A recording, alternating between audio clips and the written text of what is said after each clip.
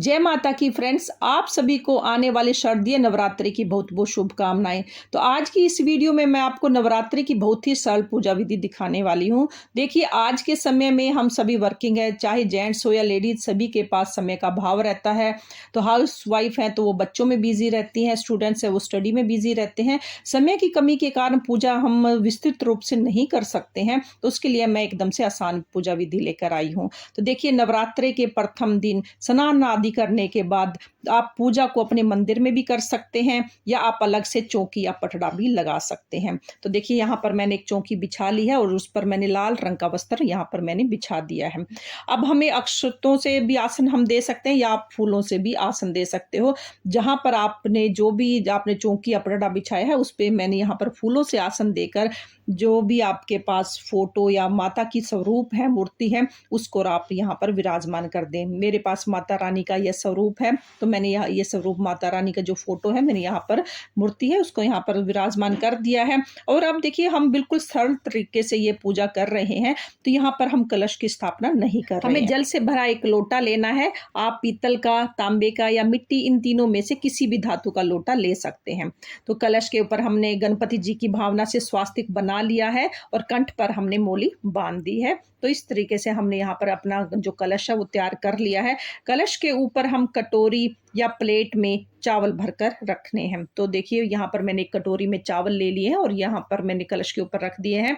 अब हमें एक सिक्का लेना है। आप चाहो तो चांदी का सिक्का भी अगर आपके पास है तो चांदी का सिक्का रख सकते हो, नहीं तो आप कोई नॉर्मल सिक्का है वो आप अक्षत के ऊपर रख सकते हैं, रख देना है। अब हम यहाँ पर दीपक प्रज्वलित कर लेंगे। तो यहाँ हमें शुद्ध देसी घी का दीपक जलाना है और दीपक जलाने के साथ ही हमें धूप दीप हम प्रज्वलित कर लेंगे। तो अब हमें शुद्धिकरण करना है। हमने अपना दीपक जला दिया है, अब शुद्धिकरण करेंगे। गंगा जल से हम शुद्धिकरण करेंगे।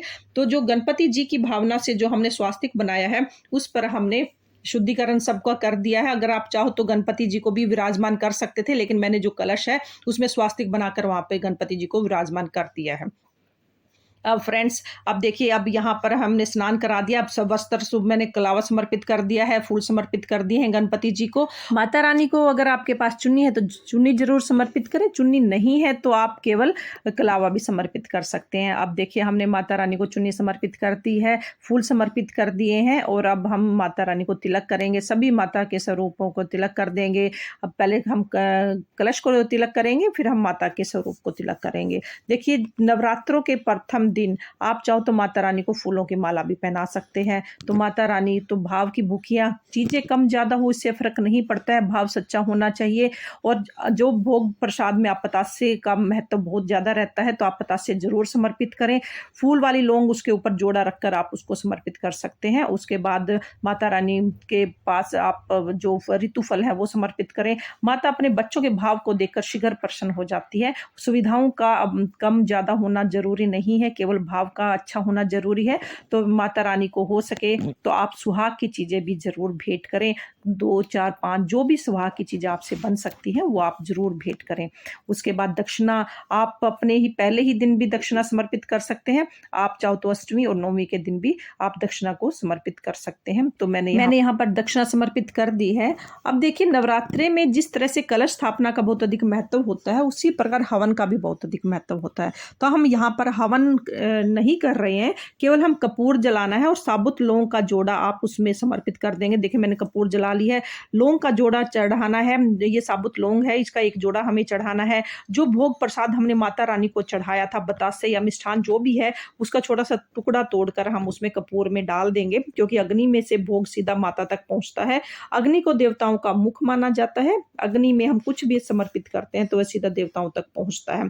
तो इस प्रकार से हमें माँ को भोग समर्पित करेंगे और उसके बाद हमें माँ की आरती उतारनी है। आप चाहो तो जो हमने ये कपूर जलाया उससे से भी आरती कर सकते हो, या हमें जो हमने दीपक प्रज्वलित किया हुआ है हम उससे भी आरती कर सकते हैं। तो देखिए, मैं दीपक से आरती कर रही हूँ।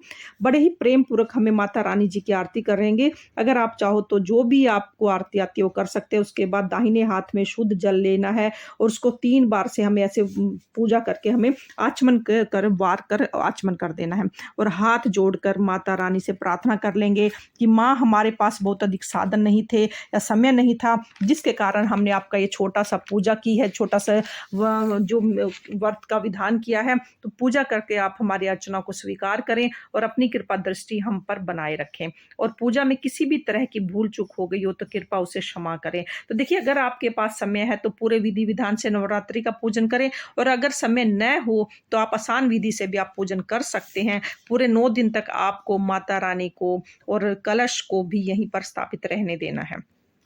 इसी तरह आप पूरे 9 दिन तक पूजन करेंगे। दोनों समय आप माँ को भोग और जल समर्पित करें, दोनों समय आरती करें, और इस पूजा के समय अगर समय है तो दुर्गा चालीसा, दुर्गा कवच, दुर्गा सप्तमी या रामायण का भी पाठ कर सकते हैं। 9 दिन के अंदर देखिए, नवरात्रि के जो 9 दिन होते हैं वह बहुत अधिक विशेष माने जाते हैं। अगर आपके पास समय का अभाव है तो छोटे ही रूप में सही पूजा ज़रूर करें, क्योंकि नवरात्रों में की गई पूजा पाठ जब तब का हमारे जीवन में आई जो भी कठिनाइयाँ होती है उसका निवारण माता समय आकर करती है, उसकी कृपा प्राप्त होती है, और जो भी साथ ही घर में सुख शांति और समृद्धि का हमेशा वास रहता है। तो फ्रेंड्स, अगर आपको वीडियो अच्छी लगी हो तो वीडियो को लाइक करें, चैनल को सब्सक्राइब करें। फिर मिलते हैं किसी और वीडियो के साथ, तब तक के लिए राधे राधे। जय माता की, जय माता की, जय माता की।